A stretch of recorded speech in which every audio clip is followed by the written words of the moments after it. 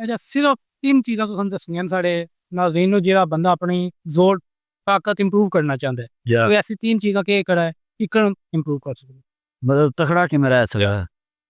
दिहाड़ी आलू खावे उबाल के ठीक 2 ਤੋਂ 4 दिन दे विच, और दिन दे विच केले खावे 4 ਤੋਂ 5 या 6, और दिन दे विच 1 गिलास दूध लाजमी पीवे, और दिन दे विच 2 ਤੋਂ 4 आंडे बंदा लाजमी खाए। ये दिन दी हर इंसान दी खुराक। ये मतलब एक चीज़ होगी खुराक, 2 चीज़ां नाल होर केह् होनी चाहिदी? और फिर ये जरूरी है कि नेगेटिव चीज़ां तो दूर रहो, ठीक है, नशा कोई भी ना करो, भैड़ियां चीज़ां तो परहेज करो। ठीक है, जी तीसरी चीज़ एक्सरसाइज आफ लेनी नाल। नहीं, तुसी आख्या कि अपनी सेहत ठीक रखने वास्ते एक्सरसाइज ते ये वाक करो। जे तुसी जॉब वगैरह करते हो, ताडे कोई ना ज्यादा टाइम नहीं होंदा, ते कम से कम ज्यादा नहीं 1 घंटा जरूर दौड़ लानी चाहिए, हल्की हल्की मठे मठे कदमां नाल दौड़ लाओ। टाइम वेखो, वेख के ते दौड़ लाओ, घंटा और वेख रुक जाओ। जेड़ा बंदा ये जो कुछ मैं दस्या एक खावे और दिन दे विच 1 दौड़ 1 घंटा दौड़ लावे, ठीक, वो सेहत भी